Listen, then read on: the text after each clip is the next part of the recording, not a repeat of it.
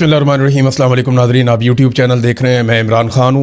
ईरानी supreme leader ayatollah ख़ामनेई की शहादत कैसे हुई, पहले इसके बारे में बात करेंगे। फिर पाकिस्तान में उसके बाद क्या रद्द-ए-अमल आ रहा है और अब ईरान को मुस्तकबिल में किन चैलेंजेस का सामना करना पड़ेगा, दुनिया किस तरफ जा रही है और हालात इस वक्त हर तरफ किस तरह के हैं।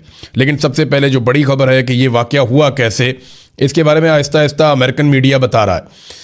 एक तो इसमें कुछ अमेरिकी मीडिया ने यह भी दावा किया कि अरब हुक्मरान, ख़ासतौर पे मोहम्मद बिन सलमान का नाम आया कि उनसे डोनाल्ड ट्रंप की मुशावरत हुई और राब्ते हुए थे इस वाक़े से पहले। और वहाँ ये दावा किया जा रहा है, हालांकि सऊदी अरब की जानिब से किसी किस्म की कन्फर्मेशन नहीं है और ना सऊदी अरब ने इसके ऊपर कोई बयान जारी किया है, तो वो इंतज़ार करना पड़ेगा। लेकिन वो अरब हुक्मरानों को भी इसके अंदर लपेट रहे हैं कि जनाब आयतुल्ला ख़ामनेई की शहादत और ईरान के ऊपर अटैक में अरब हुक्मरानों की मर्जी शामिल थी।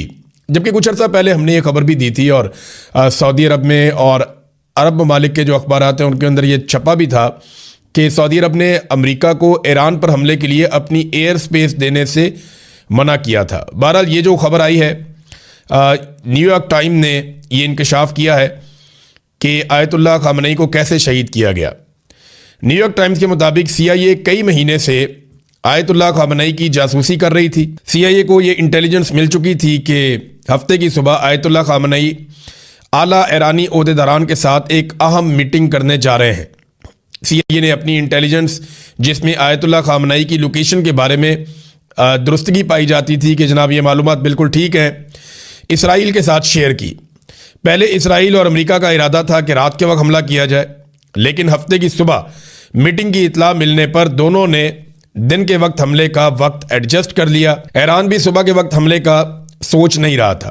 ईरान को शायद ये गलतफहमी थी कि हमला होगा तो रात में होगा। सुप्रीम लीडर आयतुल्ला ख़ामनेई की सदारत में सुबह 9 बजे बहुत सारे लोग जो उनके साथ मौजूद थे, बड़े अहम तरीन लोग हैं, जिनमें कमांडर इन चीफ पासदारान इनकलाब, वज़ीर दिफा और सरबराह मिलिट्री कौंसल, कमांडर पासदारान इनकलाब, इस्लामी फ़िज़ाई फ़ोर्स और नायब इंटेलिजेंस वज़ीर, ये बहुत सारे लोग और भी मौजूद थे। इनका इजलास तय था। हफ्ते की सुबह 6 बजे चंद अमरीकी जंगी जहाज़ ये तिल अबीब से निकले, ये इसराइल का दारुल हुकूमत है, वहाँ से निकले, जो तवील फासले तक मार करने वाले इंतहाई जदीद और दुरुस्त निशाना लगाने वाले हथियारों से लैस थे। तैयारों के उड़ान भरने के 2 घंटे और 5 मिनट के बाद, यानी जो तेहरान के अंदर, ईरान के अंदर उस वक्त था, उसके मुताबिक सुबह 9:40 पर आयतुल्ला ख़ामनेई के कंपाउंड को निशाना बनाया गया। हमले के वक्त ईरानी कौमी सलामती के आला हुकाम कंपाउंड की एक इमारत में मौजूद थे, जबकि सुप्रीम लीडर ख़ामनेई साथ ही जो दूसरी इमारत है उसके अंदर मौजूद थे। हमले में आयतुल्ला ख़ामनेई मौके पर शहीद हो गए। वहाँ मौजूद ईरानी दिफाई निज़ाम के ओहदेदारान, वो भी बहुत सारे थे, वो भी शहीद हो गए। अमेरिका ने ख़ामनेई के साथ साथ दीगर ईरानी मिलिट्री कमांडर्स और ओहदेदारान की लोकेशंस भी हासिल की हमले के लिए और वहाँ पे भी हमले किए, लेकिन उनमें से बहुत सारे बच गए। खौफनाक बात यह है कि CIA को इसी सोर्स ने आयतुल्ला ख़ामनेई की लोकेशन बताई है, जिसकी रैकी पर जून में ईरानी शख्सियात को निशाना बनाया गया था। यानी 2025 के जून में जब ईरान की अहम तरीन शख्सियात को निशाना बनाया गया, आपको याद है कि तब कुछ एटॉमिक साइंटिस्ट और बाकी जो इनके मिसाइल्स बनाने वाले साइंटिस्ट हैं उनको निशाना बनाया गया था आज से 6 माह पहले। तो वही जो इंटेलिजेंस सोर्स है उसने ही यहाँ पे दोबारा से ये काम किया है। तो ईरान की एक बहुत बड़ी इंटेलिजेंस की नाकामी है। ईरान की इंटेलिजेंस को इस बात का आइडिया होना चाहिए था कि आयतुल्ला ख़ामनेई को इस वक्त इतना वुल्नरेबल नहीं रखना, और उनको ये भी अंदाज़ा होना चाहिए था कि अमेरिका और इसराइल इस लेवल तक भी जा सकते हैं। क्योंकि देखें, सरबराह मुमलिकत को नॉर्मली इस तरह अटैक नहीं किया जाता, लेकिन थोड़े दिन पहले वेनेज़ुएला के सदर को अमेरिका उठाकर ले गया, तो अब आप क्या तवक्को कर सकते हैं। बहरहाल ये ईरान की इंटेलिजेंस का फेलियर है और CIA जो अमेरिका की टॉप इंटेलिजेंस एजेंसी है, उसने ये मालूमात गैदर की हैं अमेरिकी अखबारात के मुताबिक, और उसमें उनका साथ दिया इसराइल ने, और इन्होंने ये एक बड़ा टारगेट अचीव किया ईरान के अंदर, जो वो बड़े अरसे से करना चाह रहे थे। ईरान के लिए एक बहुत बड़ा धचका है। ईरान के लिए नहीं बल्कि पूरे मुसलमान मुल्कों के लिए धचका है। दुनिया में बहुत सारी जगहों पे आयतुल्ला ख़ामनेई की बड़ी कदर भी है ख़ास तौर पे आयतुल्लाह ख़ामनई एक बड़े सख्त गिर इंसान थे कुछ मामलात को लेकर, ख़ास तौर पे फ़लस्तीनियों के लिए इन्होंने बड़ी आवाज़ उठाई, हमेशा अमली जिद्दोजहद भी की है और अपने मौक़िफ़ से पीछे नहीं हटे। अब रद्द-ए-अमल आ रहा है, मुसलमान मुल्कों में आ रहा है, ईरान के अंदर बहुत बड़ा रद्द-ए-अमल आया, बहुत बड़े पैमाने पर अवाम निकल कर सड़कों पर आ गए। अब अगर आप देखें तो ये बहुत बड़े बड़े हुजूम हैं जो आयतुल्लाह ख़ामनई की हमायत में ईरान में निकले हैं। यानी एक भी मुखालिफ हजूम इतना बड़ा नहीं निकला, इससे पहले हमने देखा भी नहीं। लेकिन आयतुल्लाह ख़ामनई जो हैं उनकी शहादत के बाद बहुत बड़ी तादाद में ईरानी इकट्ठे हुए हैं और इससे जो हमदर्दी है मौजूदा रजीम की ईरान के अंदर, उसमें इजाफा हुआ है। अब नए सुप्रीम लीडर मुकर्रर किया गया है एक और शख्सियत को, इनका नाम है आयतुल्लाह अली रज़ा अराफ़ी। ये 67 साल इनकी उम्र है और ये आयतुल्लाह ख़ामनई जो शहीद हो चुके हैं उनके बहुत करीबी साथियों में से एक हैं।